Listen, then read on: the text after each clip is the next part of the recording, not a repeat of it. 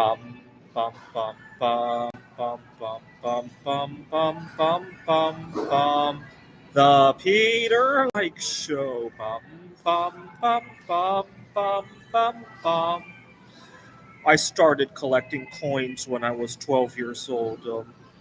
My dad and I had gone to a Burger King one Saturday afternoon, and when I looked through change that I got back from the cashier at Burger King, I got a quarter that said Pennsylvania on it. We were living in Pittsburgh, and I was confused. I thought Pennsylvania had issued their own currency.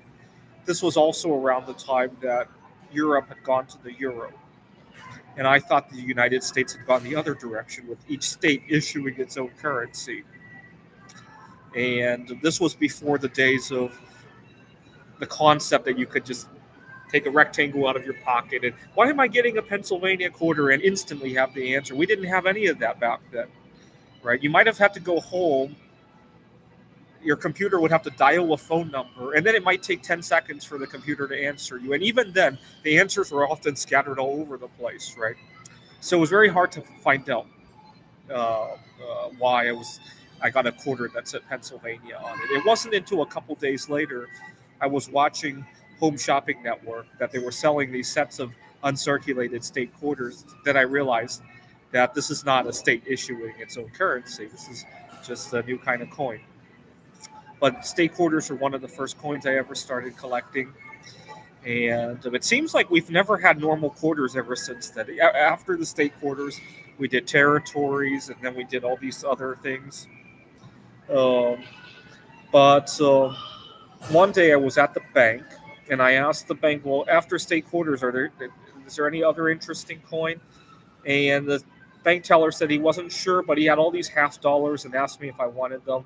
And I bought about $6 or $7 worth of half dollars. And then I went through them to kind of look at their different designs. There were a few bicentennial coins.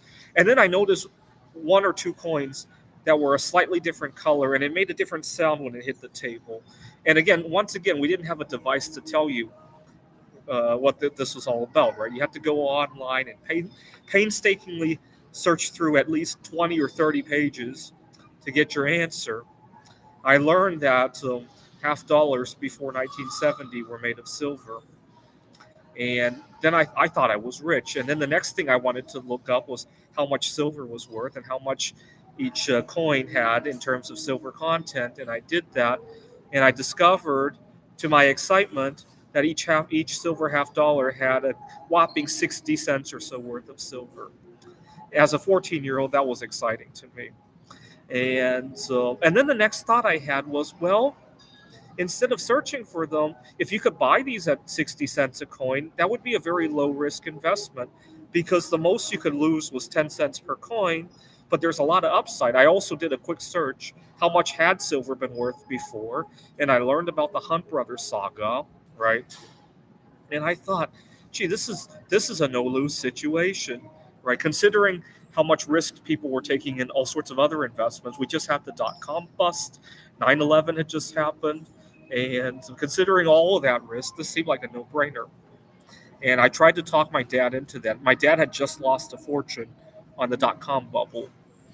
I think he had $1 million, and now he had like 100,000. He had lost a good fraction of his nest egg, something like that, if I remember correctly.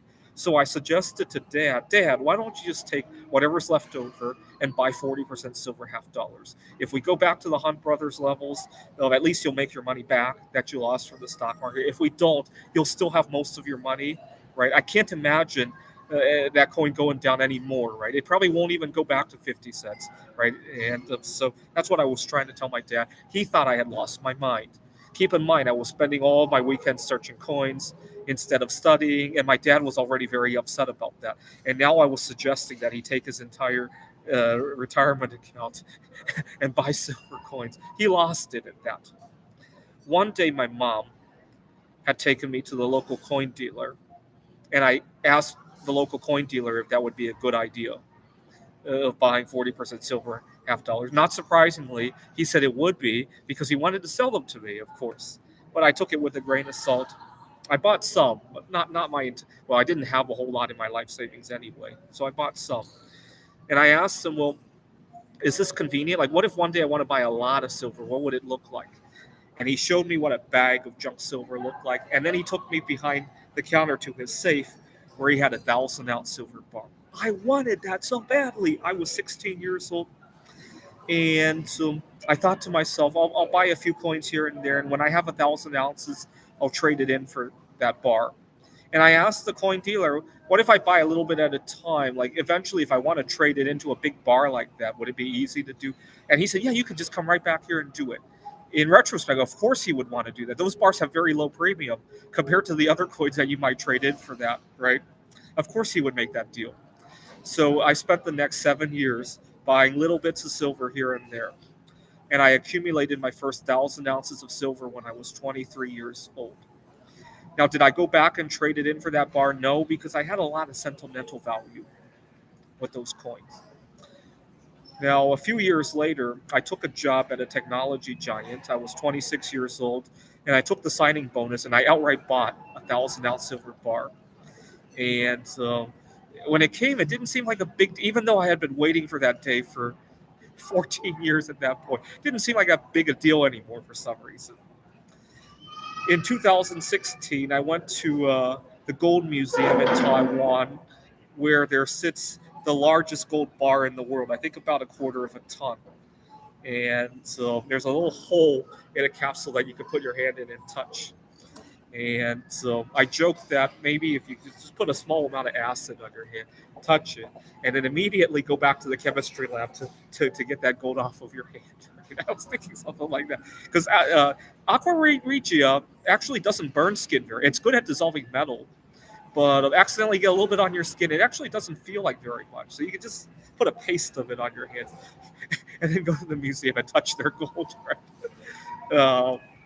But I want one so badly. I have an idea on how to obtain one someday. Maybe not a whole quarter ton, but in Fort Knox, the bars are 400 ounces. And I have an idea how to buy one someday. For starters, if we went back to the Hunt brothers, I could just trade in my silver for that. I have enough at that rate.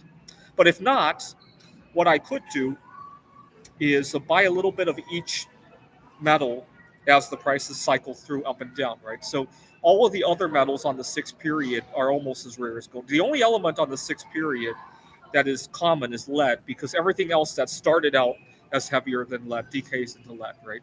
So over the next couple of decades, every time one of the metals on the 6 period becomes absurdly low, I'll just buy some, right? So last year it was bismuth, right now it's tantalum, and I'll just cycle through them. And platinum's a good deal at the moment too.